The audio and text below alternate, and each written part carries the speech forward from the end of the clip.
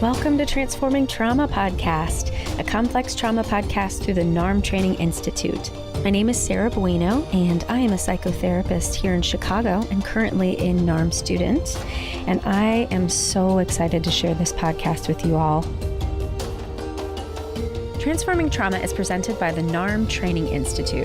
The Institute offers NARM practitioner trainings for mental health professionals who are looking for advanced training in complex post-traumatic stress disorder.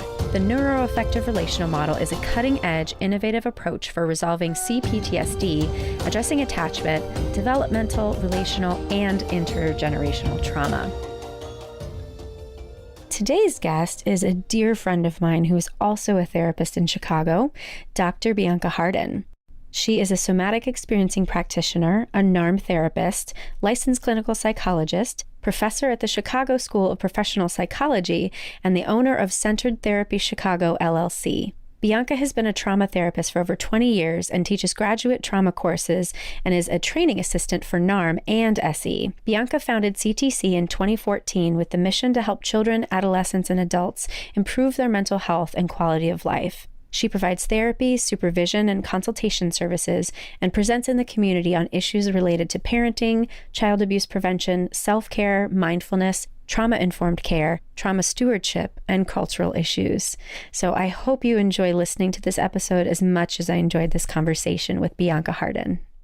Hi, Bianka. Welcome to Transforming Trauma. How are you? I'm good. How are you? I'm good. It's funny to ask that question since we've been hanging out for several hours now. I know exactly how you are. You're great. Yeah, I'm good.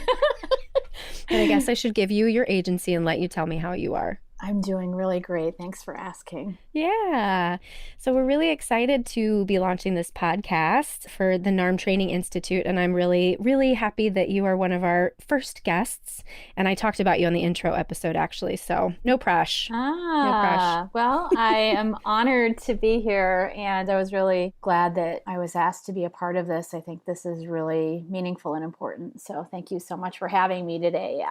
Yay. Yeah. Want to introduce yourself a little bit more, talk about the specifics of what you do? Sure. My name is Bianka Hardin. I'm a licensed clinical psychologist, and I'm the owner of Centered Therapy Chicago. I've been doing trauma therapy for over 20 years, and I came across body-oriented psychotherapy a number of years ago, and it really changed me, and it changed the work that I do. And I got involved with the NARM community about 3 years ago, and it's been really wonderful. So I am a training assistant for NARM. I do introductory workshops. I also am a training assistant for somatic experiencing, and I am a professor. So I'm also a mom and a wife and a friend. A very good friend at that. Thank you. And a great human being. And I really have a heart for transforming trauma and social justice and just really sharing the power of healing through the work that I do. So that's me in a nutshell. Yeah. In a nutshell. Yeah. And that's a good segue into the first question of sharing a bit deeper about your work in the field of complex trauma. You said you were personally drawn to it. It's helped you kind of shift some things. So what led you to it personally, and tell us more about your work? Well, I moved to Chicago in 1995, and in my doctoral training, we needed to do a few different practicum trainings. And so the first practicum training I had was at the Margie Kovler Center for Survivors of Torture in the Bosnia Mental Health Center. And that was where I learned how to do regular therapy, was with people. There was a mental health interpreter. There was me. People were speaking their native language, and I was figuring out how to be a therapist. And jeez, talk about pressure. Wow. Yeah, I like to jump in the deep end of things. And so what was really impactful for me about that work was just the stance that my supervisor and the agency took about our humanity and a human rights orientation to the work, and just really being a human first. And it wasn't about technically what to do in terms of techniques or what to say, but how do you show up as fully human and really see people as being resilient and strong, and that, something may happen to people, and how do they move through that, and how do we appreciate clients from a strength-based perspective. And so I think me starting off as a therapist doing that work, it was an honor to learn that way and to also learn how therapists can be impacted by the work and that we need to do our own work to help protect ourselves from the sometimes negative impact of working with trauma. And so it was really cool because they had body workers there. And so if you were a therapist, they were students in training and you were able to get massages. And they also provided body work to the clients as well, because the students at the massage school were getting it. And so I kind of learned this valuable lesson of like, how do I take care of myself while taking care of others?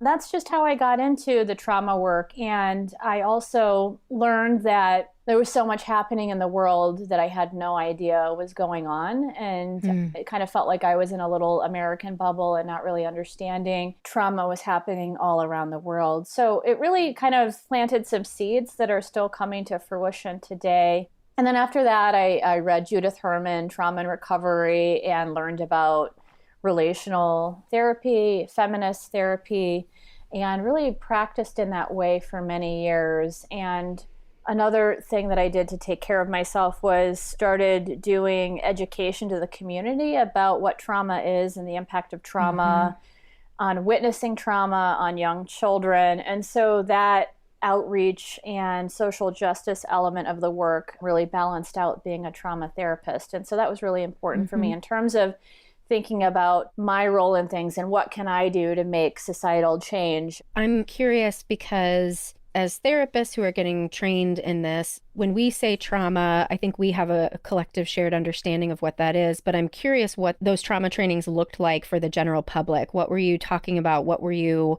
highlighting? What were you essentially trying to help people understand about trauma that you saw they didn't know? I think there's a lot of misinformation about trauma. And so, for example, I worked with this coalition called the Safe from the Start Coalition through the Illinois Violence Prevention Authority. And there were myths about, like, say a child is under the age of 5 and they witness domestic violence or they are the victim of abuse. There was this mentality of like, let's not talk about it because they're not going to remember it anyway. Right. And so there was this leaning towards silence and not discussing, when in fact we know that children do remember these things. They may not remember them in the same way that they would have if it would have happened at an older age, but there's this way that the body remembers, right? Our nervous system remembers. The family system remembers, and then keeping these secrets within the family is quite damaging. So the trainings looked like we would go to daycare centers or work with judges or first responders, and we would educate them on the definition of trauma, the impacts of trauma on the body, mind, and spirit, and, you know, how to get help, like the Children's Advocacy Center. You know, is there an agency or is there a website, and what to do? So the importance of maybe getting support for the parents, getting support for the child, what therapy can look like, how therapy can be helpful for someone who's experienced a difficult event such as child abuse, witnessing domestic violence, emotional abuse and neglect, community violence. You know, imagine living in a community where it's not safe to go out to the playground, or you've seen people be physically harmed. Even though you may not have been physically harmed, the act of witnessing another person being harmed is psychologically and emotionally damaging. And so there really wasn't a lot of information out there like there is now about that.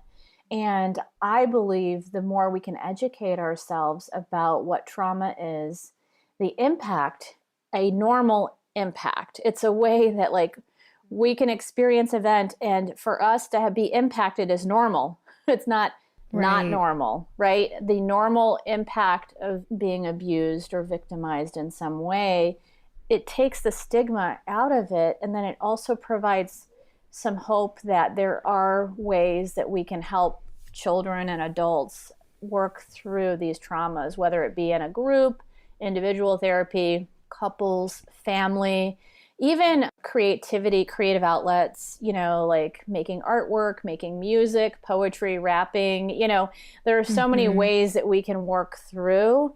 And being in community is also quite healing, the relational aspect of working through trauma. So that's kind of what some of the education looked like. Could you define for us the way that you define complex trauma? Yeah, so there are ways that we think about trauma as like a singular event, potentially, like an act of violence, being in a car accident, living through a hurricane. Those singular events are more big T or shock trauma. But what's more common is this little t trauma or complex trauma, where these are smaller events that happen over the course of time. So if it's before the age of 18, we would call it developmental trauma, but this could be things like living in a home where a parent has significant mental health issues or substance abuse issues, and they're just not there to meet the emotional needs of the child or to see the child. And so a child may experience this daily or monthly over time.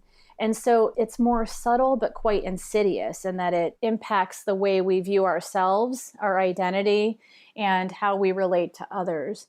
And so complex trauma could be that there are a mix of big T traumas and little t. So it could be, a child encountering physical abuse over the course of their life, right? Or it could be more subtle, that the caregivers simply aren't emotionally present for the child and they may have their own issues. And this isn't to blame caregivers for not being there, because these things happen. But there's more of a chronicity of it versus a singular event trauma. And I have found that the more I start educating clients on what developmental trauma is, for my clients who are parents, the first reaction, instead of thinking of their own stuff, they think about what they've done to their children. Yeah. And then that creates this whole, self-hatred cycle for them. Yeah. I'm curious how you create space with clients if they have that reaction. Have you seen that happen too? I can just speak to my own experience of that. I mean, bring it. My son is 13 years old, and after he was born, so he was born in August, and then by Halloween, my dad had serious health events and he went into hospice and he died at Thanksgiving. So my son was 4 months old. And so just imagine, already, I had a baby. I'd never had one before. I didn't know what I was doing. I was clueless. And I was so competent in my life professionally. Right. And then I felt incompetent as a parent. And I had postpartum anxiety. So it was really stressful. And then I watched my father die slowly. He had had cancer and he was in remission, and then his cancer came back, and we dropped everything and we went to Ohio to be in the hospice with my father and my mother, and essentially watched my father die. And he wasn't the same man that he was before, in terms of he wasn't mentally present for the last 6 weeks or something like that. So that was really challenging. And then I was mourning the loss of my father. So I was doing my best, and I felt like having this beautiful little boy was like the saving grace in light of this significant loss, because my dad was my person. And I just wasn't the same person for at least 2 years after my father died. I mean, it's like I couldn't handle things the way I did before. It was a really difficult loss. So I did my best as a parent. And then I go to NARM and I learn about the importance of in utero in the first 12 months. If they don't get this, oh my gosh. And so I have to be honest to say that I was reflecting on my own presence as a parent for that early time in my child's life. And I thought, that's really unfortunate that I wasn't there for him the way that I could be. But the thing is, the way that you wanted to be. The way I wanted to be, but I showed up.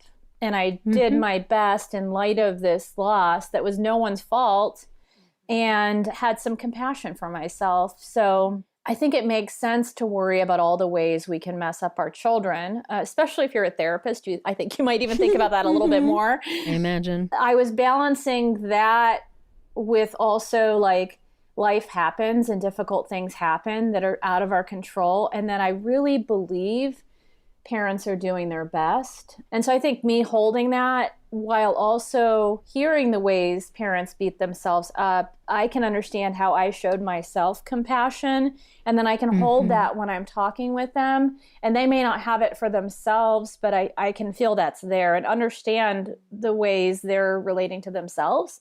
And part of their work may be that they want to work on how they view themselves as a parent. I need to, in NARM, we say, what is it that you want for yourself? And we ask them to what we call contract. And so as I'm working with parents, I'm also mindful of not putting my agenda onto them. I really want to be present with what it is that they're wanting to work on. And so if it is around their relationship to themselves as parents, then we work on that. And it's so funny that you say that. We went out to brunch, guys. We had a great brunch. It was amazing. And at brunch, I was sharing some stuff with a couple really tough cases that I have. And I credit NARM with giving me the ability to reflect in a more nuanced way how I've inserted my agenda in therapy. And a lot of it is my own developmental trauma of not being validated as a child led to that's like all I want now. And so not being a parent, I wouldn't be able to relate to someone on that level, but what I want to do is like validate how difficult that is. Yeah. And you're right, that might not be the client's agenda. Yeah. I mean, with NARM, it's been really transformative. The listeners may not know this, but if you're training as a NARM therapist, you need to do your own NARM sessions, your own experientials.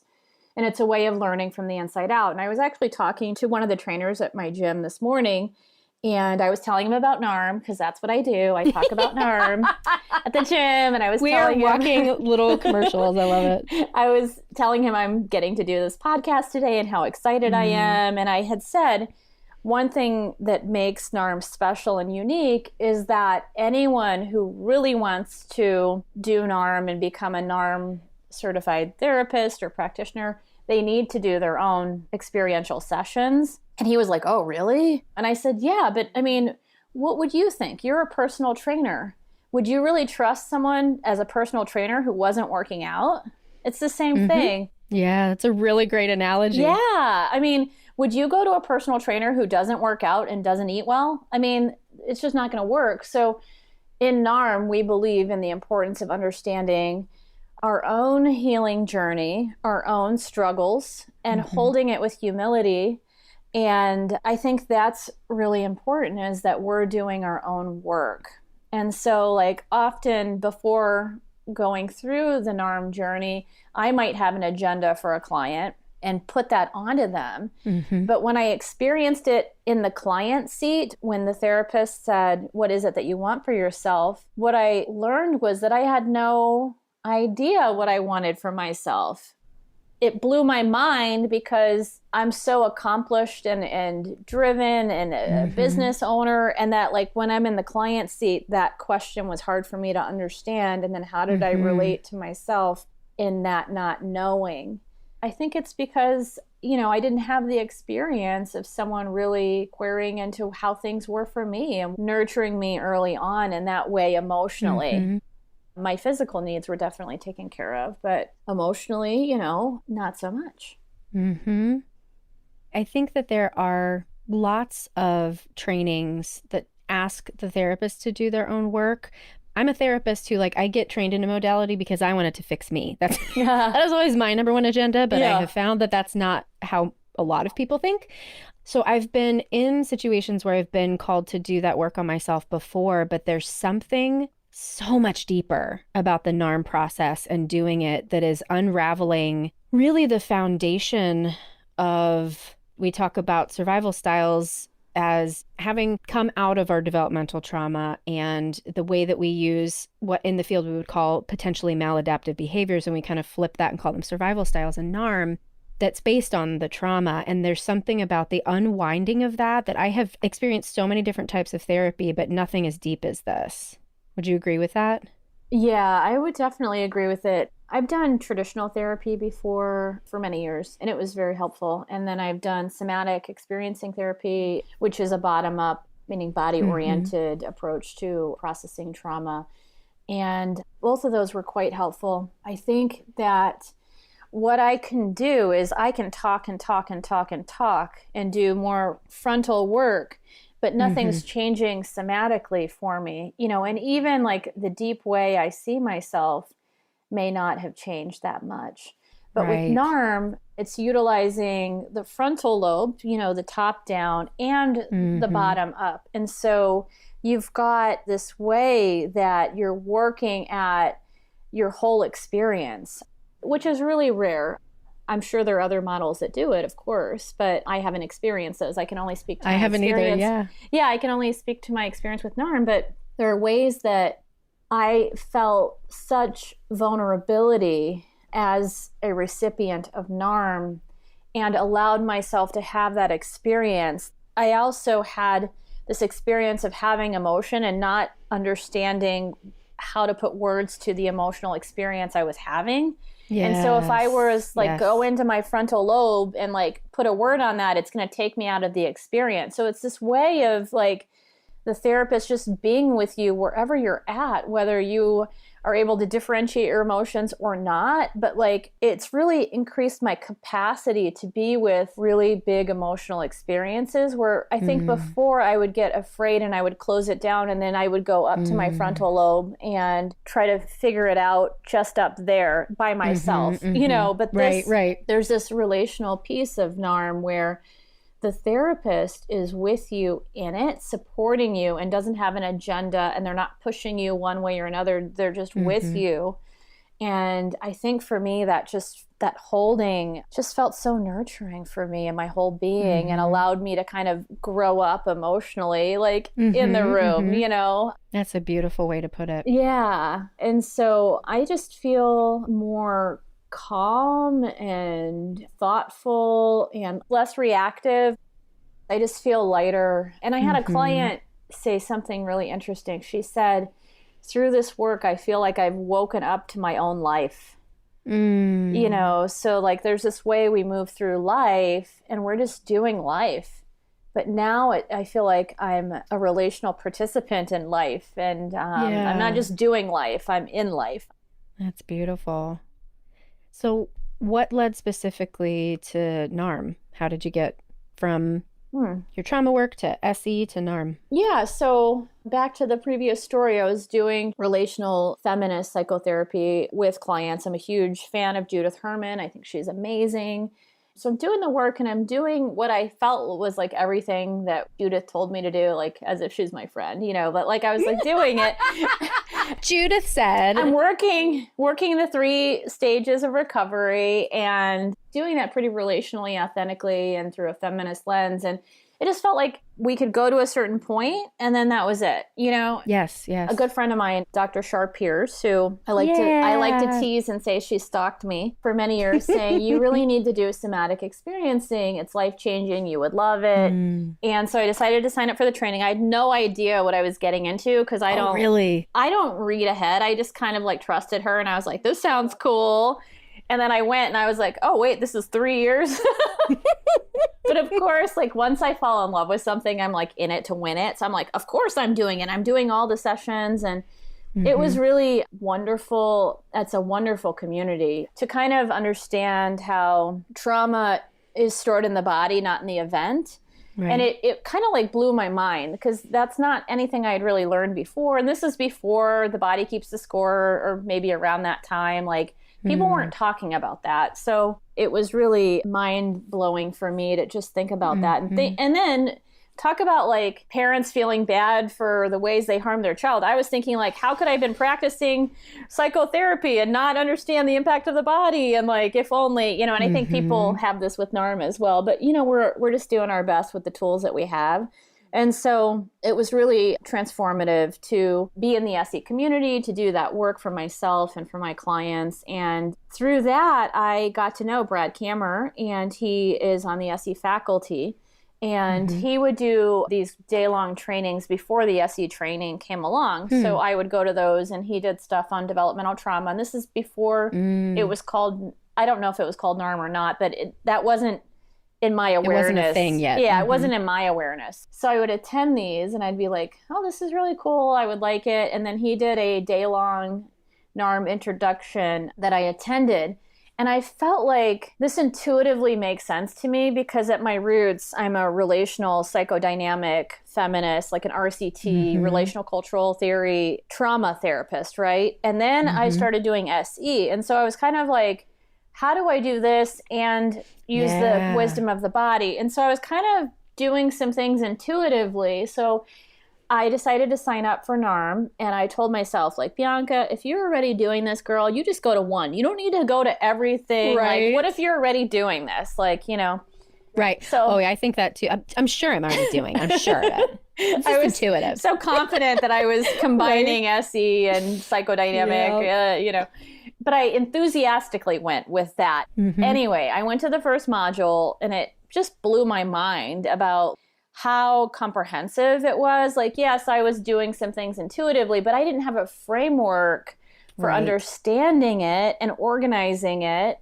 Right. And this organization, even like what we call pillar 1, which is contracting, which is simply understanding what the client wants, like what's their heart's desire, what would they like to focus on, and how that organizes all the work that you do, because it's in alignment with what the client really wants, not what the therapist thinks the client should want. And that's how a lot of therapists practices. They put their agenda on the client and they think this is what's best for them, which is kind of parentifying or making a lot of assumptions. And to be fair, that's the way we're trained. Yeah. Because if we're trained to expect that we're supposed to move someone towards health, of course, we're going to say, well, XYZ is healthy, so I have to get you there. Right. And all of that is informed by assumptions and what society says and all of that. But with this, you really get to the root of what the client wants for themselves, and that informs the work. And it's not easy work, even figuring out maybe what you want, and it wasn't for me, but yet it quite informs the work. So the whole framework in NARM that is 4 pillars that guide us, strength-based. There's a lot of humility in the work, and there's a central focus on the relationship and the relational component of healing, and that healing happens in relationship. And there's also this focus on the therapist and their own, what we call countertransference, which means their own reactions and how they show up and how that informs the work. And it's my belief that so many therapists aren't thinking about that at all. They're kind of acting out their own agenda and their own issues in the therapy room, not because they want to do anything damaging. It's just because they're not examining that important component. That's not incorporated into a lot of training, but since I was trained psychodynamically, it was always a foundational component of being a good therapist for myself.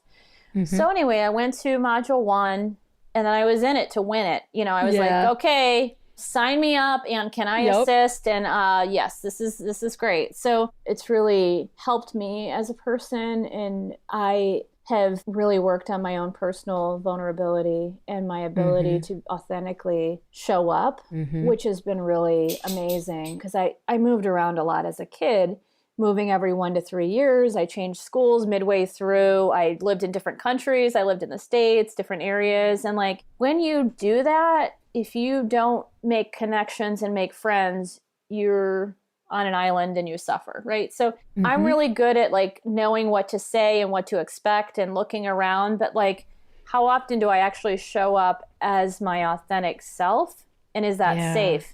Right. And so it was my personal intention for myself to work on my vulnerability so that it can help my own relationship within my family, with my friendships, with me clinically, with me as a boss, all of that. And I think NARM really helped me through all of these protective strategies I had that were getting in the way of me showing up the way I authentically wanted to show up.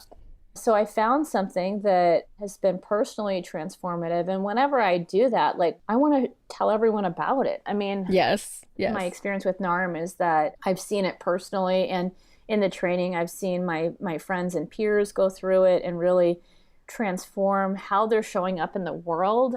It's just really life-changing. And so I'm happy and honored to be doing this podcast to share with other people about the potential for healing and change in your own life. I think it would be great to find a qualified NARM therapist and try it out. I love how you've really woven in your personal experience with it, because I think that that's the thing that attracted me to NARM is just seeing the transformation in you.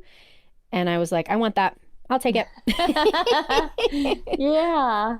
And when we change as therapists, it changes the way that we do therapy. It does. Just the way I'm showing up as a human, like as a neighbor, as a therapist, as a friend, as a mom, as a wife. I mean, has really changed as a result of the work that I'm doing. And I just feel so much more alive and vibrant and not weighed down by a lot of the self-criticism. And I think so many of us go through life just beating ourselves up and telling us that we're not worthy or good enough, or we're just getting in our own way of what we really want. And for me, I can't speak for other people, is like authentic connection.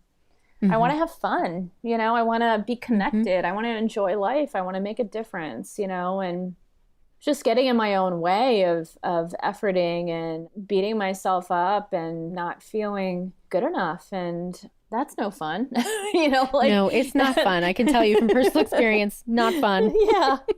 Yeah. So there is another way to experience life if you would like to try it out, and make a choice. And it's not easy, but it's not easy living the other way either. Yeah, there was a quote on Instagram or Facebook or whatever that was, will you choose the pain of repeating the same things over and over again, or will you choose the pain of transformation? Because they're both painful, yes, but it's a different type of pain that you're signing up for. Exactly. The vulnerability and, in my own healing journey with NARM, there were times I just felt like really raw and vulnerable, like I know nothing about that. That doesn't resonate at all. I've been completely normal this whole training process. Yeah. I mean, it wasn't sunshine and strength. It was kind of like moving through and holding pain and really kind of having this emotional hangover for a bit. But then there's something on the other side of that, right? But I can't get to the other side if I don't move through it. We know there's not really that many shortcuts in life. Do you know what I mean? Like when I look on Facebook and they're like, drink this tea and you'll lose 20 pounds. It's not true. It's not going to happen. Do you know what I mean? But like we want that. We want to skip over the hard work and just get to the good stuff. But the thing is, you can't get to the good stuff without working through what comes before it or moving through that. You can't have joy if you're not able to tolerate and experience your own pain. Very well said. Yeah. Well, let's shift the focus back to the clinical work that you do, because I think it's important to talk about, what that looks like. And I'm curious if you have any stories about your work with clients, either the struggle part of it or the inspiring part of the transformation when you've been working with a client with complex trauma. Well, I always feel like it's an honor to work with people through their challenges or their complex trauma. And not all clients will identify themselves as complex trauma survivors. They may not have that label. Most of them won't. Most of them won't, right? Hopefully they will after this podcast is circulated enough. Yeah. But I've seen people really grab onto this NARM model, and I'm pretty transparent in my work. So I utilize what we like to call psychoeducation, which is informing clients about what we're doing and why. And when I'm utilizing NARM, I like to tell clients about NARM, reference the book, invite them to read it. And some people really enjoy that. They really like understanding what we're doing and why. And they even want to integrate the terminology of NARM into it.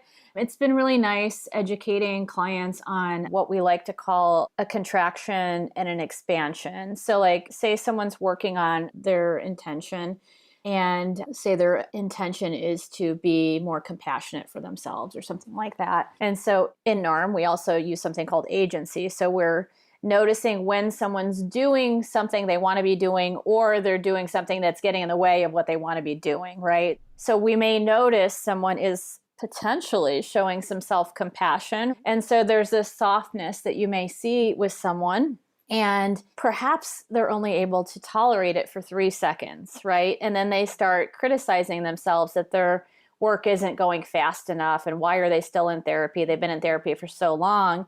And so then we would notice that it looks like they were able to demonstrate the intention that they wanted of self-compassion for 3 seconds, and then they started criticizing themselves for not doing it right or not doing therapy right. The expansion is the time when they're able to do that, right? They're more connected to themselves, they're having self-compassion, and then there's this contraction where maybe they start criticizing themselves. And so it's really fun for me when the clients and I have this common terminology, and then we're like, notice the expansion and then the contraction. And then we like maybe look at each other and we start laughing, and they're like, yeah, I was able to do it for 3 seconds, and there's this way that like we're on board together utilizing NARM with the terminology. They get it, and it's consensual, and that we're recognizing the struggle and how difficult it is, but yet they're able to do it. Right. And so it's been really great in terms of working with clients who are beginning to understand how difficult and complex their childhoods were. And they would always minimize it because they were minimized as children, right? Like, you don't have it that hard. There are people starving in Africa. No one's beating you. Like, exactly. And so in the work, we're able to kind of recognize the nuanced complexity of how difficult things were and how invalidated they felt, and how now as adults, they're invalidating themselves, as a way of keeping that early connection. And so it's been really nice seeing people's understanding of the nuanced complexity and having compassion for themselves, not only as children, but as currently as adults. And just really feeling like they're stepping into the life that they want to live. So that's been really refreshing, and hearing them reflect on how far they've come in their own healing journey. And they might like to credit me as the therapist, but I remind them, they're the ones doing the work, right? They're the ones who are showing up every week, taking time out of their schedule, using their resources, all of the ways that they are doing the work, and I'm accompanying them on that journey is really cool. So it's really enjoyable work. And I think the model has a way of releasing all the pressure I was putting on myself before about making something happen. Like, I can just sit with what is. And I've noticed that when we can sit with what is, there's a relief that happens in that. And that we're not pushing something that isn't ready to be pushed or doesn't want to be pushed. Or maybe, we're just being with. A lot of us haven't had that experience of someone just being with us as we are. Well, and our culture doesn't support that. The capitalism is really all about doing more, succeeding, and being the best. And so there isn't space for just being with what is. Yeah. So it's a very different invitation. It is. And it's refreshing for many people. Well, the last question I have for you is there anything that you've learned in your work with complex trauma that's helped you specifically that you would like to share with other people besides everything? Yeah. It's such a big question, right? One thing that really resonated with me, I'm a training assistant. So we just finished up a module in Florida, module 4. So we are done with our first Florida cohort of NARM Therapist. And one thing that really stuck with me that I feel like I would like to honor more, and I would love it if society honored this more too, is like, people have protective strategies that help them survive, and they're there for very good reasons. And what stuck with me is like the importance of holding and honoring those strategies, and not trying to eradicate them or saying they're bad. And in traditional therapy, we want to maybe get rid of defenses, or we want to like minimize defenses, or we call things resistance. But like, there's this way in NARM that we just honor what's showing up. And what's showing up as a protective strategy is as important as what's showing up as something that wants to change the intention someone has for themselves. And that we hold them equally. And in that, there's freedom. Right? Because if I'm a therapist who wants to get rid of this protective strategy, and I look at it and I work on it, well, guess what? It's just going to want to stick around and be there, but it's there for this really important reason. And so I think that honoring the whole person that shows up is really a gift. I feel like some emotion as I say that, because like, I think as I recognize that, I also then hold that for myself. Yeah. And I was thinking that too, as you were talking, I still have that internal resistance to accepting those parts of myself because of the conditioning of you shouldn't be shaming yourself. You should be perfect, and all of that language that, as we are taught in the training, is just self-hatred. Yeah. And I mean, I resist, I want to resist my own self-hatred, but yet like in that resistance, there's that efforting and like, what if I just noticed it was there, you know, and that there's some good reason it was there. And that's not what I want for myself, but I also can't blow it up. Then you blow up a part of yourself. So I feel like a little bit lighter with myself and with my clients. And so as a therapist, I think that's really important because I know we all learn this in school, is that it's not about you, it's about the client, right? Right. But many therapists forget about that, and they take things really personally, and they're having their own reactions, which is part of being human. But if we can hold it there as like a strategy, and that they needed that to survive, and like I'm working on myself, I am going to be less reactive. I am going to be neutral and be able to hold those difficult things, which I think is like a really big takeaway for me. Honoring the whole person. Yeah. And you've really said it so beautifully. So how do you feel about your initial intention to share your appreciation for NARM and how transformative it is? Well, I feel like I hit a home run. Yeah! That's what I like to hear. I do too. Yeah, thanks. I do too. Yeah. Is there anything you'd like to share in closing?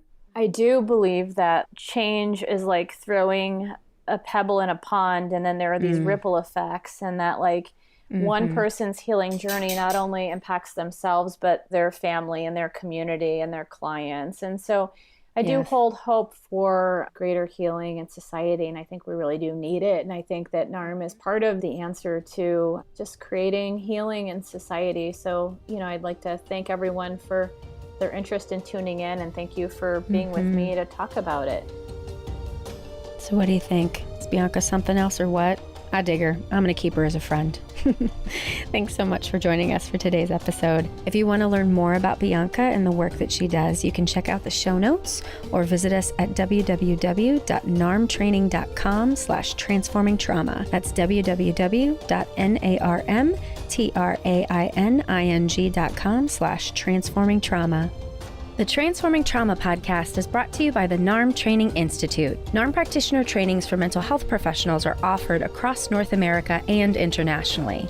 We really, really want to hear from listeners. So if you're interested in connecting with us, of course you can go to the website, but you can also find us on social media. And one of the most robust places to find us is on Facebook. You can connect with us there at NARM Training. And we really look forward to hearing from you and everything you want to know about complex trauma.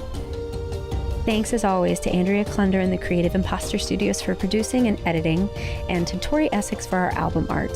We really look forward to building community and connection with you and changing the world by transforming trauma.